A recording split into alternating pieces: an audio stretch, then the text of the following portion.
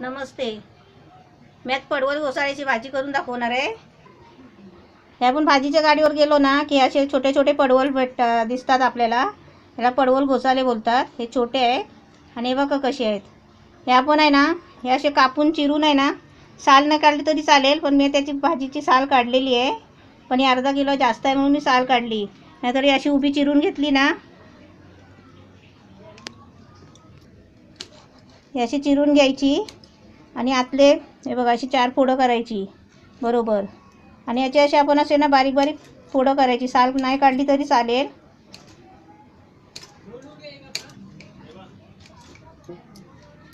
हे असे 2 भाग करायचे. याचे 4 भाग झाले.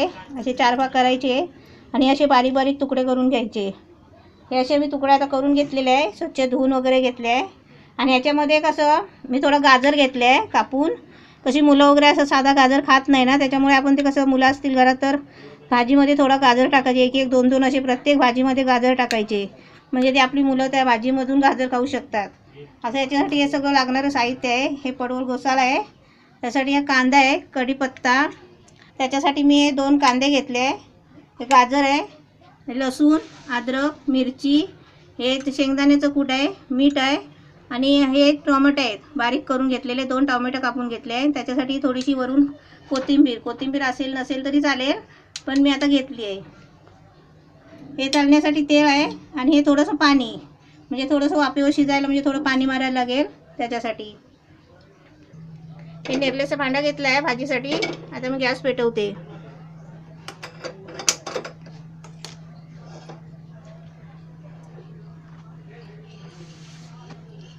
मी त्याच्यामध्ये आता तेल टाकते थोडं. कधी पण भाजी कशी वाफेवर शिजवायची आहे, तेल म्हणजे थोडं जास्तच लागेल.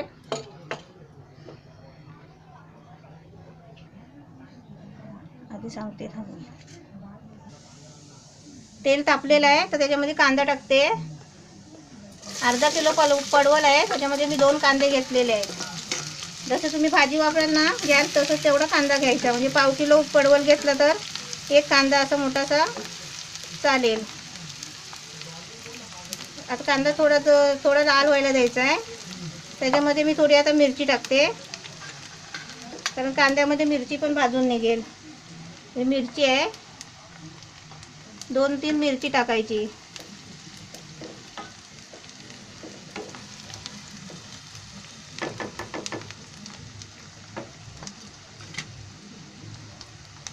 इथे दाखव.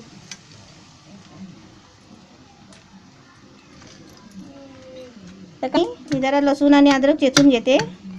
अद्रक लसूणने कसं जरा भाजी वेगळी वाटते मस्त. कांदा आणि मिरची भाजलं आहे. आता मी त्याच्यामध्ये अद्रक आणि लसूण टाकते त्याच्यामध्ये. त्याने अद्रक लसूणने कसं जरा चव येते चांगली. ते पण असं फिरवून घ्यायचं हलवून.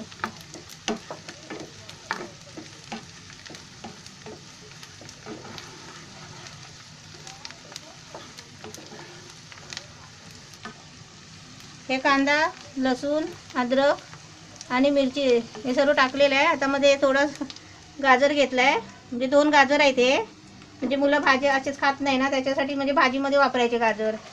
कुठली पण भाजी करा तुम्ही, मुलं घरात असतील तर ते गाजर भाजीमध्ये वापरले ना तर त्या भाजीतूनच गाजर मुलं खाऊ शकतात. असं थोडं फिरवायचं.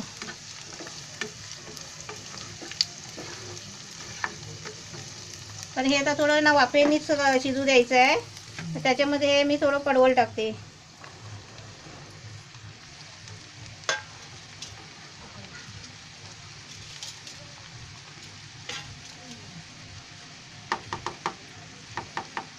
पडवळ टाकलंय. आता मी त्याच्यावरती टोमॅटो टाकते. सर्व वस्तू असे सर्व टाकून घ्यायचे. मीठ आणि ते शेंगदाणे आहेत ना ते नंतर टाकायचे. आता मी याच्यावर झाकण ठेवते. हे थोडंसं पाणी, म्हणजे थोडं बघा किती टाकते मी, कारण ते खूप म्हणजे जास्त कच्चं असेल तर थोडं शिजतं. असं थोडंसं पाणी टाकायचं आणि गॅस थोडा फास्ट करायचा, झाकण ठेवायचं आणि थोडा गॅस फास्ट ठेवायचा, म्हणजे ते लवकर शिजेल. मी आता भाजी टाकून 2 मिनटं झालेली आहे. आता मी खोलून बघते थोडीशी म्हणजे शिजली आहे का वाफेवर. म्हणजे थोडीशी वाफ लागलेली आहे. आता मी हलवून बघते, मी अजून शिजायला पाहिजे.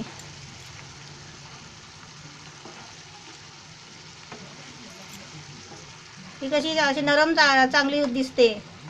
थोडं नरम झाली बटाट्यासारखी की शिजली समजायची. मी अजून बाकी सगळं साहित्य टाकायचं आहे. फक्त भाजी आणि टोमॅटो टाकले आहे, गाजर टाकलं आहे. आता मी ह्याच्यामध्ये हे मीठ वगैरे टाकते.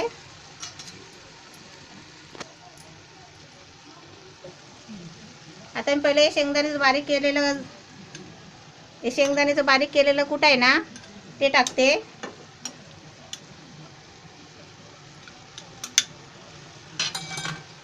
आता हे थोडंसं चवीपुरतं मीठ टाकते. म्हणजे आपल्याला माहिती आहे आपल्याला मीठ किती टाकायला लागतो तेवढं टाकायचं.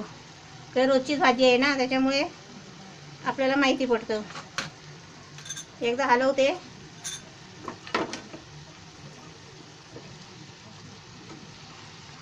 हे कसं वरच्यावर असं हलवायचं, कारण ते शेंगदाण्याचं कूट आहे ना ते खाली चिपकतं. आता मी थोडीशी हळद टाकते. प्रत्येक भाजीमध्ये हिरवी भाजी आपण करतो ना त्याला थोडीशी हळद लागतेच. तर प्रत्येक भाजीमध्ये हळद टाकायची, कारण दिसायला पण सुंदर भाजी दिसते.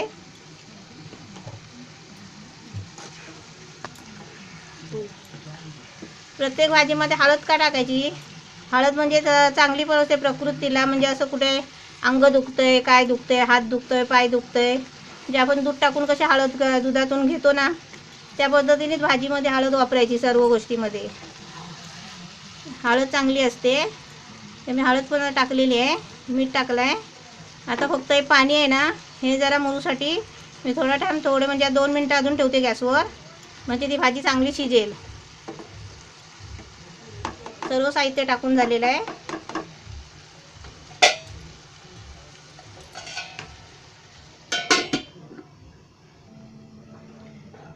मी आता खोलते झाकण. 2 मिनटं झालेले आहे.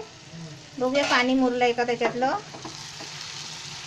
भाजी शिजली आहे पण त्यात थोडं पाणी आहे, थोडी तरसायला पाहिजे. आता झाकण नाही मारायचं. आता थोडं हलवत राहायचं. झाकण मारलं ना आता परत पाणी सुटत राहील. पण आता झाकण नाही ठेवायचं, पण असंच आता आटायला द्यायचं पाणी उघडं ठेवून. आता मी वरून थोडीशी कोथिंबीर टाकते. म्हणजे कोथिंबीर असली तर टाकायची, नसली तर नाही.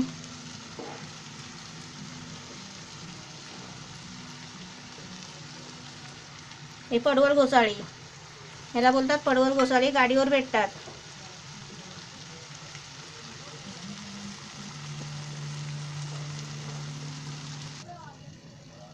गॅस बंद करते. हे बघा भाजी झालेली आहे. तेल पण बघा मस्त सुटलेलं आहे. चांगली भाजी झाली आहे बघा. भाजी चांगली झालेली आहे आता कंप्लीट. पडवळ घोसाळी आपण गाडीवर भाजी घ्यायला गेलात ना की तिथे तुम्हाला दिसतीलच. आता मी दाखवले ना छोटे छोटे, त्याला पडवळ घोसाळी बोलतात. अशाच भाज्या असतात अनेक प्रकारच्या, त्या आपण अशाच करून खायच्या. हे जे मी आता जे भाजीला सामान वापरलं आहे ना तेच वापरायचं प्रत्येक भाजीला. आणि आता भाजी आपली कंप्लीट झालेली आहे.